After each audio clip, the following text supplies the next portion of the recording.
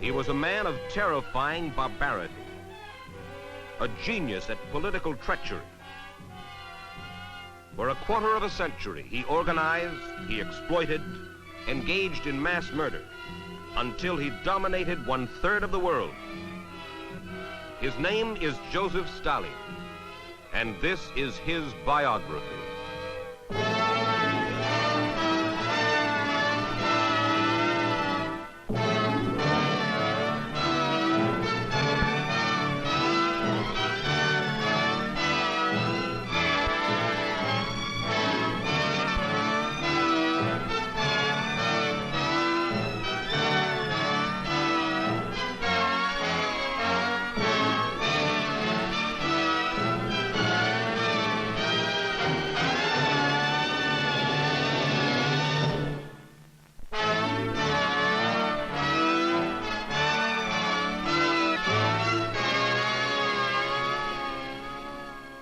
I'm Mike Wallace. This is Biography.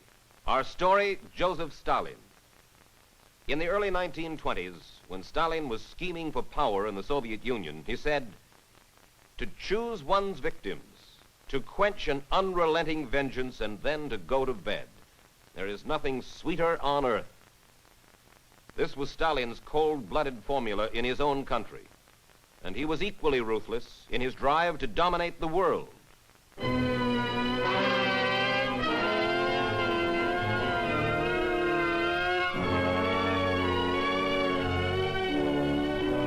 Before the turn of the century, the Russian Empire is ruled by Tsar Nicholas, a weak and pleasure-loving monarch. Most of the wealth and virtually all of the political power in the nation rest in the hands of Nicholas and a small ruling class.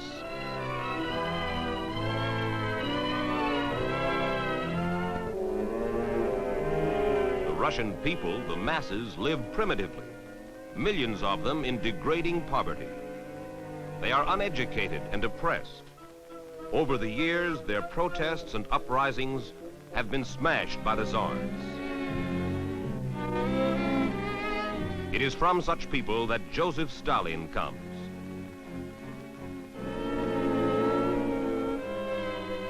He is born in 1879 in the province of Georgia, the son of Caucasian peasants. Young Stalin studies to become a priest, but at the seminary he is despised by classmates as a bully and a sneak. Stalin is expelled from school when he joins a radical Marxist organization. The ideas, the political programs mean little to him, but he's swept along by the prospect of impending revolution. Violence and power fascinate him. He plays a minor role as an agitator when strikes and riots break out in the cities of Tiflis and Batum. The unrest leads to a brief but futile revolution in 1905.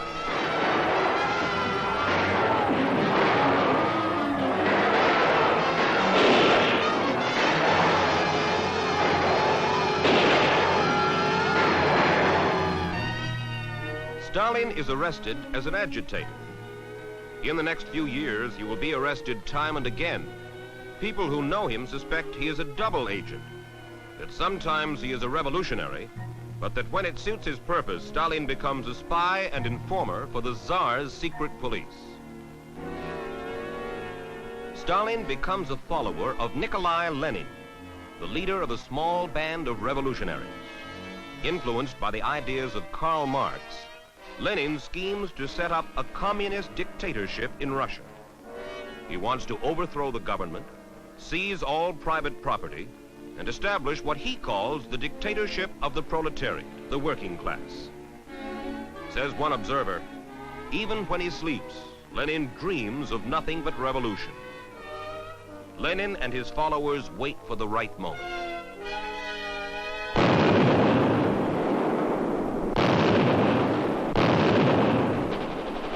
World War I. Nearly 5 million Russian troops are killed defending their country against the Germans.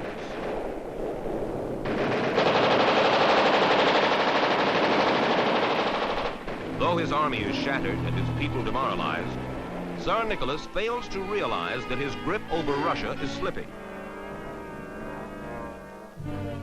Early in 1917, the Tsar leaves the war to his generals and returns from the front. He is tired of war. He would rather spend his time with his family and enjoy the pleasures of royal life.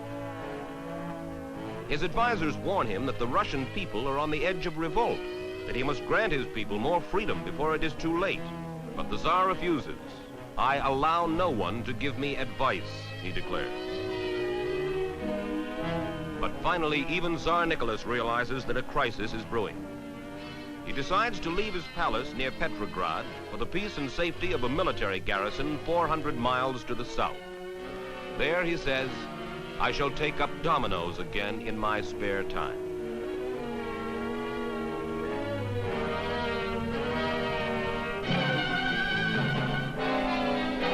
February 1917, the Russian Revolution.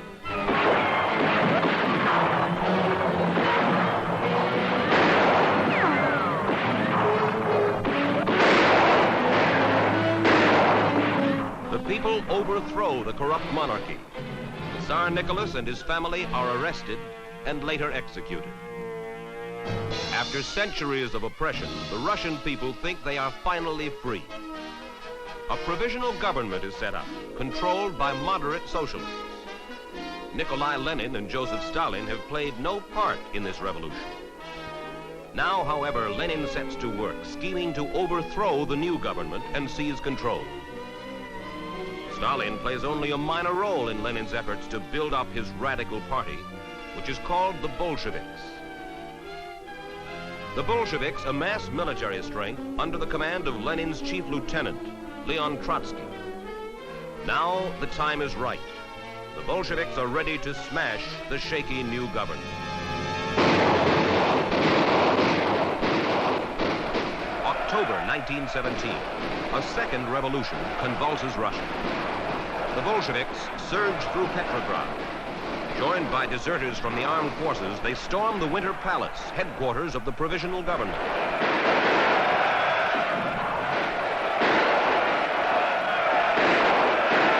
During the fighting, Stalin stays cautiously in the background. Says Trotsky, he preferred to remain on the fence at this crucial moment. The Bolshevik revolt succeeds, and Lenin becomes communist dictator of all Russia. Lenin commands that the Soviet masses be governed with an iron fist. And to carry out his orders, communist officials are strategically placed throughout Soviet Russia. Joseph Stalin becomes the chief commissar. This position gives him direct power over 130 million people. The fruits of communism are chaos and poverty. The government's tyrannical control of the farmers leads to disaster. Crops fail and the country starves. We have gone too far, Lenin admits. To prevent a total collapse of the nation, he is forced to restore some freedom, some private enterprise to the farmers. But it still takes emergency relief from a country Lenin hates, the capitalistic United States, to help save the lives of 10 million starving Russians.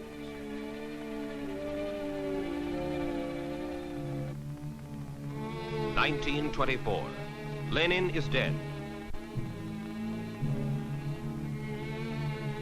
During his last year, even this hardened revolutionary had come to hate the scheming Stalin. On the eve of his death, Lenin had planned to remove Stalin from the government. Communist officials suspect that Stalin may have poisoned Lenin, but they are too frightened to do anything about it. The Kremlin now becomes a gigantic nest of political intrigue. Within its walls and hidden from the eyes of the people, Stalin engages in a bitter struggle for control of the Soviet government. He never commits himself. He plays off one faction against the other, and finally he emerges master of the Kremlin, dictator of the Soviet Union. Then Stalin launches the first of his famous 5-year plans. The result is increased misery for the Russian people. The farmers are saddled with arbitrary and brutal controls by the communist government. Once again, famine grips the nation. Within a 2-year period, 5 million Russians die of starvation. A large group of farmers called kulaks had been permitted under Lenin to own their land, and only their farms are productive. Now, in the name of communism, Stalin subjects them to terrifying persecution. All their land is confiscated, and at least 2 million of them are imprisoned or exiled. Hundreds of thousands of kulaks who resist are systematically slaughtered by the Red Army. Entire villages of kulaks are wiped out by Soviet cannon fire. Writes one foreign correspondent, all of peasant Russia at this moment is screaming with pain and despair. Churches are closed by the government. Stalin wants to be the only god in the Soviet Union. Stalin makes infrequent public appearances. He poses as the benevolent ruler of his people. But he remains a mysterious figure even to his inner circle. He loves neither money nor pleasure, neither sport nor women, one observer says. Everyone in the Kremlin knows that he had a wife much younger than himself, who despised him for his cruelty. One day in 1932, she was found shot to death. Some say it was suicide. Others say Stalin killed her. But these are matters of which the Russian people never hear. By 1933, the Soviet government has been recognized by most of the major world powers. Finally, the Russians are granted the recognition they most desire from the United States under Franklin Roosevelt. As you know, for 16 long years, a nation larger even than ours in population and in extent of territory has been unable to speak officially with the United States or to maintain normal relations with us. And I believe sincerely that the most impelling motive that has lain behind the conversations which were successfully concluded yesterday between Russia and the United States was the desire of both countries for peace, the desire for the strengthening of the peaceful purpose of the civilized world.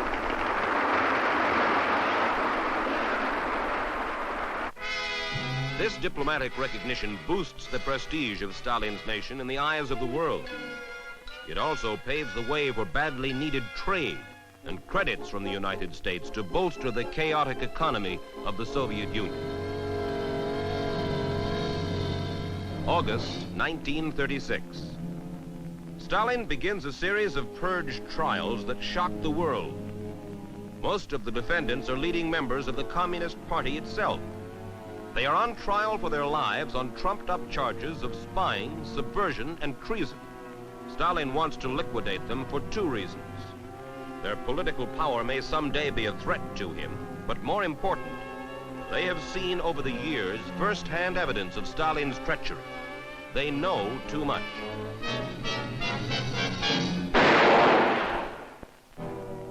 Secretly, Stalin also executes thousands of his secret police officers.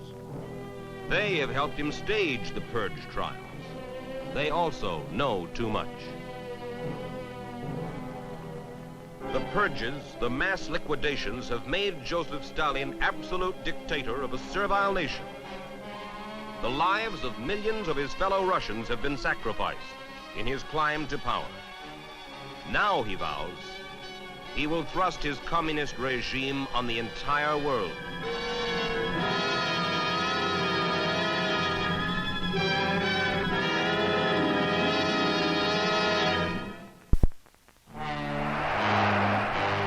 Germany, 1939.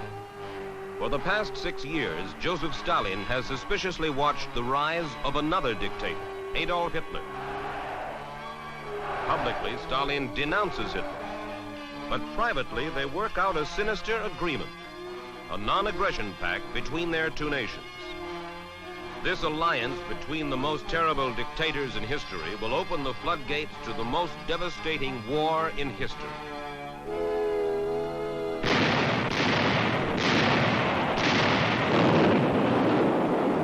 September 1939. Hitler launches World War II by invading Poland from the west. Now, according to their agreement, Stalin orders his army to invade Poland from the east.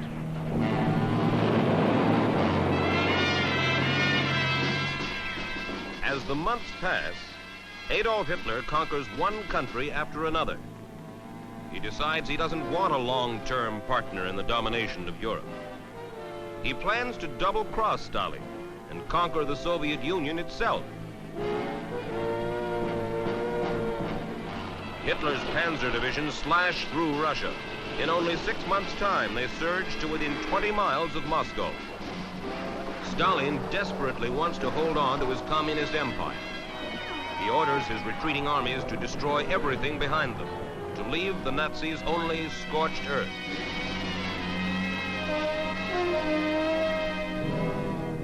And then the tide begins to turn. Without shelter, running low on food and supplies, the German armies grind to a halt in the bitter Russian winter.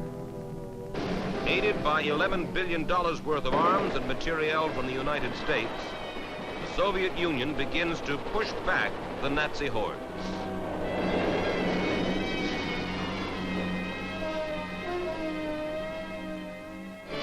November 1943. In the midst of the war, the Teheran Conference, the first face-to-face meeting of the Big Three, Roosevelt, Churchill, and Stalin. This conference and those to follow will decide the course of history for years to come. Some of Roosevelt's advisors warn him that Stalin is a cynical and dangerous ally. But Roosevelt says, "I just have a hunch that Stalin is not that kind of man. If I give him everything I can and ask nothing from him in return, he will work with me for world peace and democracy." The three leaders agree that British and American forces will undertake a full-scale invasion of France, a second front, to take the pressure off the embattled Red armies. And Stalin wins another point. He stubbornly demands that he be allowed to retain influence over the Polish territory, which he conquered at the beginning of the war. Stalin has gained valuable concessions at Tehran. February 1945, Yalta, the last meeting of Churchill, Roosevelt, and Stalin. Germany is almost beaten, and Stalin agrees now to declare war on Japan. During the conference, he declares, "I want to drink to our alliance. We should not deceive each other. As a naive man," says Stalin, "I think it best not to deceive my ally, even if he were a fool."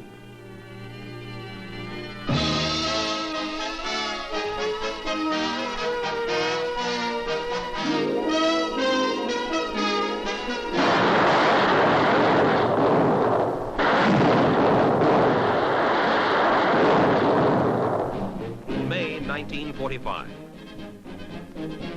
The Soviet Union celebrates the end of the war in Europe.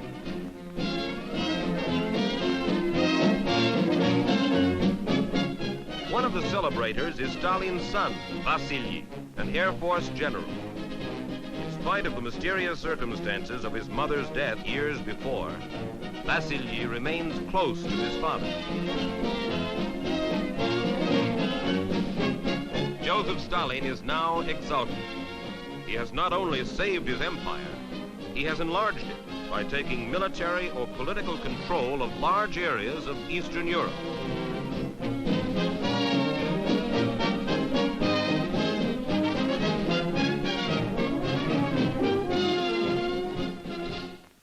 July 1945, the Potsdam meeting. Churchill, Stalin, and Harry Truman, who has become president after the death of Franklin Roosevelt. The three powers agreed to divide Germany into various Allied occupation zones. Berlin, though in the Soviet zone, will be occupied by all the Allied powers. During the conference, Stalin is criticized by Truman and Churchill for his tactics in Eastern Europe. But he dismisses the accusations. They're all fairy tales, he says. By the end of the Potsdam Conference, Stalin is confident that he will have a free hand to do anything he wants with most of Eastern Europe. An iron curtain has descended across the continent, says Winston Churchill in 1946. Behind it, Stalin enforces his domination on one country after another, by bayonets and by subversion. In Poland, Bulgaria, Czechoslovakia, Latvia, Estonia, Lithuania, Hungary. By the end of the 1940s, Stalin's control of virtually all of Eastern Europe is secure. Now he turns to Asia. Stalin makes one of the most significant pacts in the history of power politics, an alliance with Mao Zedong, dictator of Red China. Stalin's communist empire now dominates 1/3 of the world, 1 billion people. But Joseph Stalin knows that to protect all of his power, he must be increasingly ruthless. Over the years, he has made many new enemies within the Kremlin. It is time now to do something about them. One day, an elderly communist official by the name of Andrei Zhdanov happens to die, and a scheme takes shape in Stalin's mind. He will charge that Zhdanov was murdered, and he will pin the blame on his own enemies. Stalin plans to stage another purge trial. In January of 1953, Stalin stuns the Russian people by publicly charging that traitors are at work within the Kremlin. They have hired a group of doctors, he says, to assassinate loyal communist officials. Stalin vows to uncover the traitors behind the doctor plot and bring them to justice. Then suddenly, from within the walls of the Kremlin, an astonishing bulletin is issued. Joseph Stalin is gravely ill, it says. He has suffered a cerebral hemorrhage. Then, on March 5th, 1953, Joseph Stalin is dead.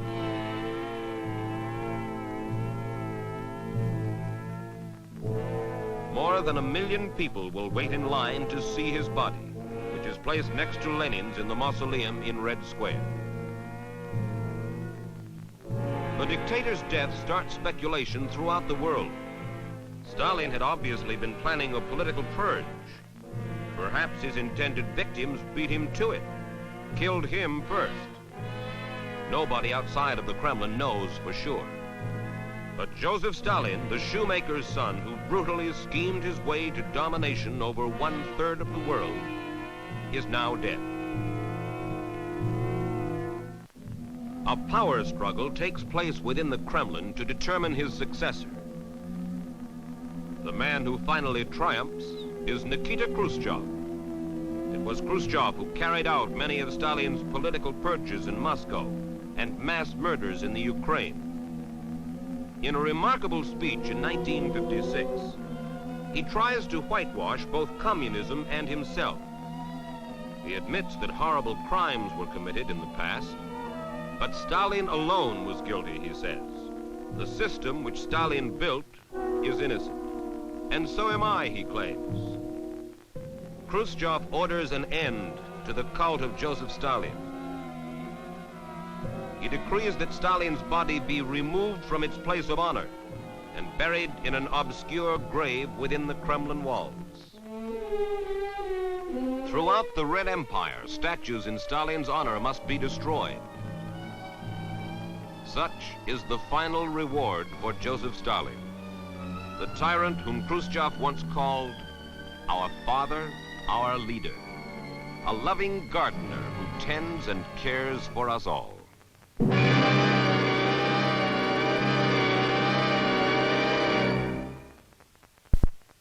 George Kennan, our former ambassador to the Soviet Union, said this of Stalin. He was a man of incredible criminality, without pity or mercy. In his entourage, no one was ever safe. Such was the man who built the communist empire. If there is any lingering question today about the nature of communism, the brutal career of Joseph Stalin should provide the answer. Mike Wallace for Biography.